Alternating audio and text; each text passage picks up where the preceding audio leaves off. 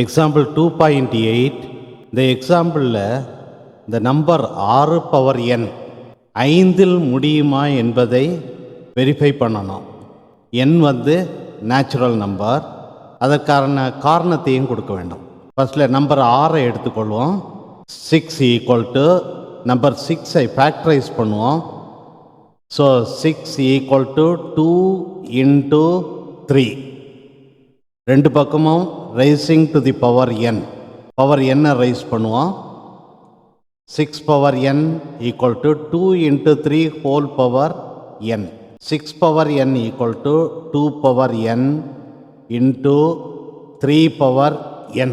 இங்கே இந்த இக்குவேஷன்லேருந்து 6 power n வந்து 2 வந்து 6 பவர் என்னோட ஒரு ஃபேக்டர். ஸோ அதனால் 6 பவர் n வந்து ஒரு ஈவன் நம்பர். எந்த ஒரு நம்பரும் 5ல் எண்ட் ஆகுதுன்னா அந்த நம்பர் வந்து ஆட் நம்பராக இருக்கும்.